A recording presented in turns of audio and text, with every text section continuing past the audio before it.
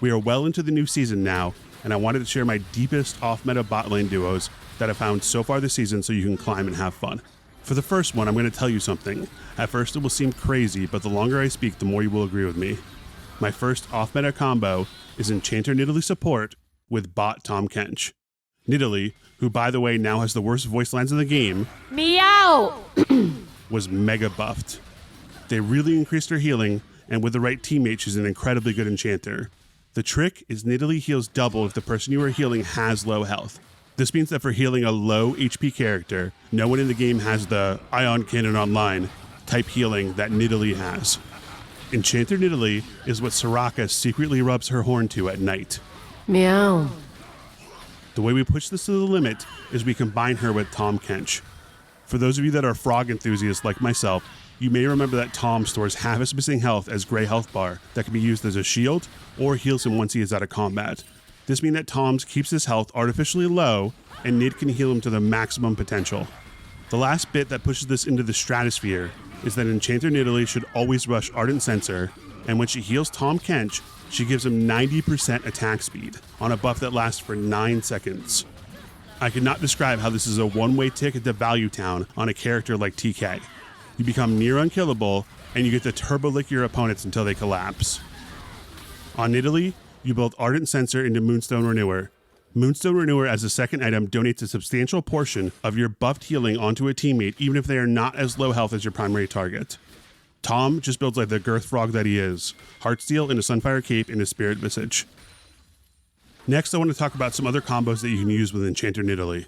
And I also want to apologize because the last section sounded a little risque with some innuendo. So, the next character who can work well with this is Jarvan IV, a guy who really knows how to handle his spear. To be totally honest, the reason I came up with this instead of Tahm Kench is because my duo partner has degen Zoomer Brain, and he really likes the big number. So even though TK gameplay was absurdly entertaining from my perspective, we started doing the Jarvan lane so he can do more damage. We used the popular build of going Eclipse into Fimbulwinter and then Spirit Visage. Jarvan doesn't have the same exact synergy as TK, but he would often get low and then live thanks to his shield, and then Nidalee would heal him. He also really likes the attack speed for spreading his passive damage around. Another champ I wanted to try this combo with was Yone, but my duo said he wouldn't play Yone even if he had a 100% win rate and I paid him to do so, which is honestly kind of based. But if your morals are more sus, go ahead and try it out and tell me how it works. If you're going to be the Nidalee player in this duo, remember that you are essentially a heal bot and your only goal is to live. Just live as long as you can. Early on in lane, you can use your Cougar form to help finish some kills, but later on your goal is just not to die. This actually led to a really interesting revelation for me. It was only after playing her that I realized that every enchanter in the game has some kind of self-peel, be it a slow, a knock-up, or both. Nidalee has none of that. You're essentially playing some sort of free-running zombie survival game where all your success is based on hopping in and out of Cougar form and using your pounces to survive the inevitable dive. I actually found this really frenetic and fun, but if you play an enchanter to mostly just chill, I would strongly recommend skipping this one. The next duo I wanted to talk about was Aurelion Sol bot with Ahri support. Now I know what you're thinking. Oh no, he's talking about Ahri, this is going to get even thirstier than the last duo. But I promise for this duo, I won't use any innuendos at all. Asol Ahri is a high skill, high fun duo with some giant outplays. Asol bot is already a great pick, and playing Ahri with him actually feels abusive. The most basic combo here is Asol puts a singularity on the ground, which actively slows enemy by trying to pull them towards the center.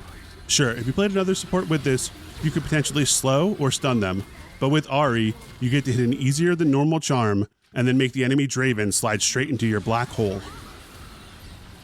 One really fun part about this lane is hiding over the wall post 6, then using your high mobility to dash at the enemy and kill them. This will work over and over and over again. Also, outside of a couple lanes, you can actually compete level 2 and beyond if you are good with your skill shots, or even bad with them like I am. Normally, Asol spends the early part of the game building up to his power fantasy, but here, we just start out powerful and we accelerate towards an Exodia-like endgame. For Ahri, I recommend building Rylai's first. I know Asol will rush this item too, but you can apply it so easily. I think it's her best first item, especially with Imperial Mandate as your second. Since Riot has basically tried to kill every fun support item, I would only go Celestial Opposition now, since it can allow you to live long enough to ult away from danger if you're caught. Another really great duo to play with Aurelion Soul bot is Veigar support. He's less intense than Ahri, but he's more consistent. You put the baby cage around them, and then Asoul gets a free singularity and ult unless they flash away. This is the kind of duo that will let you climb an entire division above your natural skill cap. So if you were trying to impress your Minecraft girlfriend with your league rank, consider spamming this with a buddy. Veigar builds Sorelia into straight tank. You don't need to do any damage when you're abusing the potential of Event Horizon and Singularity more than Christopher Nolan did in Interstellar. Shifting gears, let's talk about two old men. My longtime viewers are probably surprised I haven't mentioned a Swain lane yet, so I'm here to fix that. This Swain Gragas lane is another fun lane where you want to use Gragas' CC and especially his ult to manipulate people and keep them inside Swain's ult. For Gragas' build, I strongly recommend Arcane Comet and Rod of Ages into a tanky build. Roa keeps your enemies honest, they can't just ignore you like they could have full tank Gragas. Arcane Comet helps your damage in lane. But I would go into a tank build like Abyssal Mask and Knight's Vow afterwards. These should help keep you alive in the long kind of fights that Swain thrives in. My only reservation about recommending Gragas is he's a character who I feel too often is changed due to pro play, and I really don't like playing characters in pro play jail. But I think with this build, he should at least be somewhat less vulnerable to balance changes. My last character I wanted to talk about is Camille. When I first started playing her at the start of the season, she was the deepest of deep off-meta picks to the point where I would get dodges in half my lobbies just by selecting her. It went from being that to extremely meta in less than a month, which was something we talked about in my off-meta Discord. If you like talking about off-meta stuff, feel free to click the link in the description. I still like Camille, but I never liked her coin flip style. I personally really don't like lanes that are decided in the first few levels, so I've always played her with Hook Max and a tankier build to focus on abusing her ult. Camille has one of the most unique ults in the game, where you can basically lock someone in place where they cannot exit through any other means than her dying. So just don't die, and abuse that fact by playing her with someone who really benefits from the bad guy being trapped. Ziggs can ult into her ult and they can't escape. Swain can sit with his ult running the entire time, and Asoul can drop an entire planet on their face. Before I go, let me give you 3 more quick hits to finish it off. Jhin with AP Kog'Maw support basically means you can eternally poke the opposing bot lane, and both of your ults make dodging them an absolute nightmare. Malphite support's win rate is absolutely tanked by people playing him with incorrect damage builds. Play him tanky with Arcane Comet Rune, duoing with Swain or Seraphine bot, and collect your free wins. The last one is some really deep tech, but it's too broken not to share with you. Elise support is already really good, but did you know her stun actually lasts 2.4 seconds at max rank? This is one of the best stuns in the game, and it's probably not something you experience much because she's an early game champion and it's always her last maxed ability. But you're telling me there's a relatively easy to hit skill shot with long range and 2.5 second stun that's on a 7-second cooldown and no one plays it? Yeah, basically. So go ahead and play Elise support, max stun first, and play with a misfortune. Throw your stun until you inevitably hit it. Then MF basically gets a free full channel of Make It Rain and her ultimate. Sometimes it's really that easy, but no one knows about it.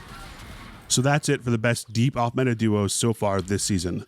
It's been a long time since I made a video, so some of you probably just remembered you're subbed to my channel. If you want to know what happened, I'll write a short bit in the description, but either way, thanks for watching.